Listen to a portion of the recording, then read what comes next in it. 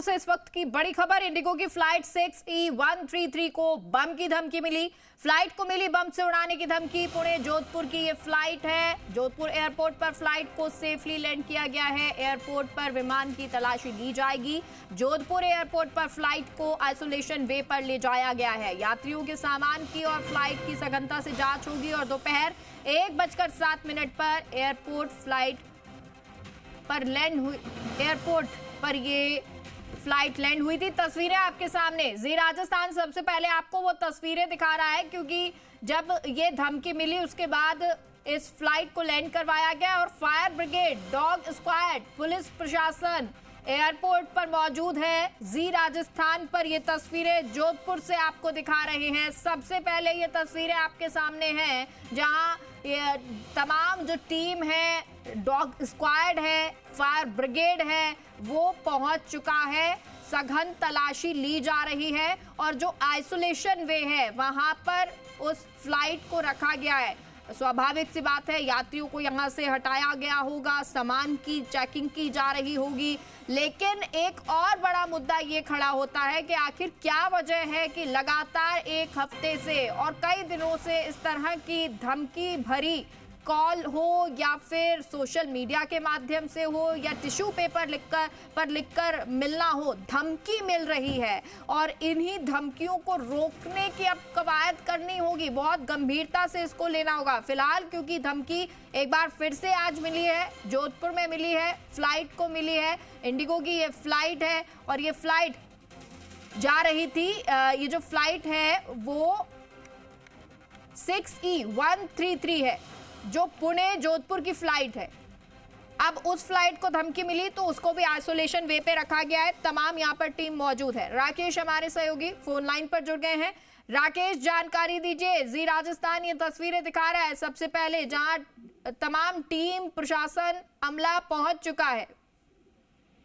देखिए, अगर बात करें तो जिस तरीके से लगातार धमकियां मिलने का मामला है जो थम नहीं रहा है, कल भी फ्लाइट को उड़ाने की धमकी मिली थी। आज भी बताया गया कि एक मेल आई और उसमें बताया गया कि इंडिगो की जो फ्लाइट है 6E133 को बम से उड़ाने की धमकी मिली और फ्लाइट को बम से उड़ाने की जब धमकी मिली और ये फ्लाइट जो बताई जा रही है पुणे जोधपुर की फ्लाइट है, जो जोधपुर एयरपोर्ट पर उसको सेफली लैंड कर दिया गया और अब जो है एयरपोर्ट पर ही आइसोलेशन में फ्लाइट को ले जाया गया है, जहां पर तमाम जो यात्री हैं फ्लाइट के, उनके सामान को चेक किया जाएगा और उसके साथ ही पूरी फ्लाइट को चेक किया जाएगा।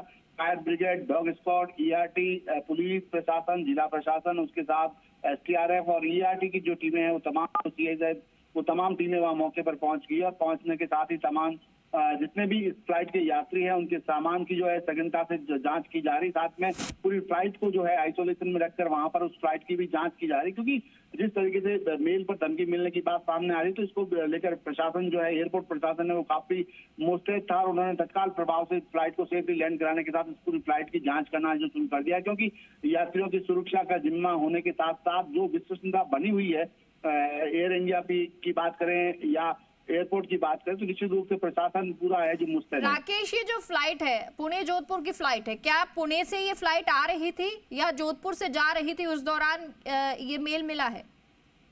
अगर फ्लाइट की बात करें तो फ्लाइट जो है पुणे से जोधपुर पहुंची, इस दौरान बीच में मेल आया था एक इस बम से उड़ाने का। जो मेल आने के बाद जो है एयरपोर्ट प्रशासन और CISF जो है वो हरकत में आए। उन्होंने तत्काल प्रभाव से जैसे ही फ्लाइट आई उसको सेफली पहले लैंड करवाया गया और उसको लैंड करवाने के साथ उसको आइसोलेशन में रखा गया ताकि उसकी सबब जो है पूरी जांच की जा सके। जो सूचना मिली, क्या वो हो सकता है कि ये सूचना झूठी भी हो, किसी ने केवल अफवाह के रूप में इसमें मेल कर दिया हो, लेकिन उस तमाम जो कयास है उन कयासों की तो तभी पता पड़ेगा जब इस पूरी फ्लाइट की जांच होगी। ठीक है, बहुत बहुत शुक्रिया आपका राकेश इस तमाम जानकारी के लिए। ये अफवाह है या वाकई में सच है, ये तो जब पूरी जांच हो जाएगी उसके बाद पता चलेगा। लेकिन इस तरह की धमकियां लगातार आ रही हैं और इसलिए इनको गंभीरता से भी लिया जा रहा है। कोई भी अगर बम से उड़ाने की धमकी आती है तो उसे हल्के में नहीं लिया जाता और एक बार फिर से जब ये धमकी आई तो आइसोलेशन वे पे खड़ा कर दिया गया फ्लाइट को। साथ ही साथ यहाँ पर चाहे वो अग्निशमन की गाड़ी हो, चाहे फिर वो एम्बुलेंस हो और खुद डॉग स्क्वाड, प्रशासन, अमला यहाँ पर तैनात हो गया है। प्रदेश भर में रेजिडेंट्स की हड़ताल और अब इमरजेंसी सेवाओं का भी बहिष्कार होने से मरीजों की परेशानियां बढ़ गई हैं। रेजिडेंट ने इलेक्टिव सेवाओं के बाद इमरजेंसी सेवाओं का भी बहिष्कार कर दिया। जोधपुर में भी रेजिडेंट डॉक्टर्स हड़ताल पर हैं। इसकी वजह से इमरजेंसी ओपीडी से लेकर आईपीडी मरीज और परिजन परेशान हैं। आरडीए जोधपुर के सभी रेजिडेंट ने आज से कार्य बहिष्कार कर दिया। दरअसल कोलकाता में महिला डॉक्टर से दरिंदगी के बाद राज्य में सुरक्षा संबंधी मुद्दों को लेकर सरकार से मिले आश्वासन के बाद भी मांगे पूरी नहीं हुई। चिकित्सा मंत्री से वार्ता के बाद भी मांगे पूरी नहीं होने से रेजिडेंट डॉक्टर्स ने पूर्ण कार्य बहिष्कार शुरू कर दिया है। आरजी कोलकाता हॉस्पिटल में जो तरह की घटना हुई उसके बाद लगातार राजस्थान में भी ये मांग उठी कि सुरक्षा के मुद्दों पर सरकार डॉक्टर्स के बारे में चिंतन मंथन करे। वार्ता भी हुई, लेकिन वार्ता के बावजूद भी आज दिन तक उन मांगों पर विचार नहीं किया गया। ये रेजिडेंट डॉक्टर्स का आरोप है।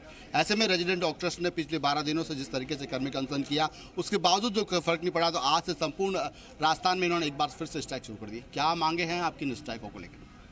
सर, बेसिक मांग तो ये है कि एक बार सेफ्टी और सिक्योरिटी की सबसे बड़ी और सबसे इम्पोर्टेंट मांग है, जो बहुत ही बेसिक मांग है। बस सबसे मेन मांग तो वही है। बाकी मांगे उसके बाद में, जैसे कि हमारी स्टाइपेंड में वृद्धि को लेके हो गई, वेतन विसंगति दूर करने को लेके हो गई, बॉन्ड नीति में बदलाव की बात हो गई, या फिर एचआरए को वैकल्पिक बनाने की बात होगी। वो सारी मांगे जो हमने मीडिया में जारी की है, वो सारी मांगे हैं जिन पर हमने सरकार को विचार करने के लिए बोला था। और लास्ट टाइम हमारी जो मांगों में सहमति बनी थी, उस पर भी अभी तक कोई धरातल पर कोई लागू नहीं हुई है। तो हमारी सरकार से इतनी सी मांग है, वो चीज़ें लागू करें और एक टेबल टॉक स्टार्ट करें ताकि हम लोग इन मांगों पर सहमति बना सकें। महिला डॉक्टर्स भी हैं, उनसे बात करते हैं। क्या कुछ प्रॉब्लम्स आती है जब आप यहाँ ड्यूटी करते हैं और क्या मांगे रहेगी आपकी? जब हम ड्यूटी पे होते हैं, हमारे पास एक पर्सनल रूम होना चाहिए जो सिर्फ फीमेल्स का हो, जिसमें मेल्स अलाउड ना हो। ऐसा भी ट्रॉमा के अंदर नहीं होता है। ट्रॉमा सेंटर्स में मेल फीमेल का कोई सेपरेट रूम नहीं है। डॉक्टर्स के सेपरेट वॉशरूम्स नहीं हैं, और हमारे लिए कोई सिक्योरिटी वाले कोई गार्ड्स नहीं हैं जो हमारे पास अपॉइंटेड रहें, जो अटेंडर को कंट्रोल कर सकें अगर वहाँ पे कुछ होता है तो। और हम लोग 24 घंटे यहाँ रहते हैं, 4-4 दिन नहीं नहाते हैं। ऐसी कोई फैसिलिटी तो होनी चाहिए एक डॉक्टर के लिए कि वो यहीं पे अगर रह रहा है तो यहाँ पे फ्रेशन अप तो होके आए। तो इन 8 सूत्री मांगों के साथ कई और जो है छोटी मोटी मांगे भी है, और डॉक्टर्स का कहना है कि निश्चित रूप से जिस तरीके की घटना कोलकाता में हुई, उसके बाद जिस तरीके से आंदोलन चला, आंदोलन के बाद राज्य सरकार ने इनके साथ वार्ता भी की, लेकिन उस वार्ता के बावजूद भी आज दिन तक जो धरातल पर इनकी मांगों से संबंधित बातें थी वो धरातल पर उतरनी थी, लेकिन आज दिन तक उनको धरातल पर नहीं उतारा गया। ऐसे में मजबूरन कार्मिक अनशन शुरू किया गया, लेकिन उस पर भी सरकार से वार्ता नहीं सफल हुई। तो अब आज से एक बार फिर सभी रेजिडेंट डॉक्टर्स ने अपनी स्ट्राइक शुरू कर दी है। ऐसे में संपूर्ण सेवाएं उन्होंने बंद कर दी। कैमरा से शिव सिंह के साथ राकेश भारद्वाज, जी मीडिया, जोधपुर।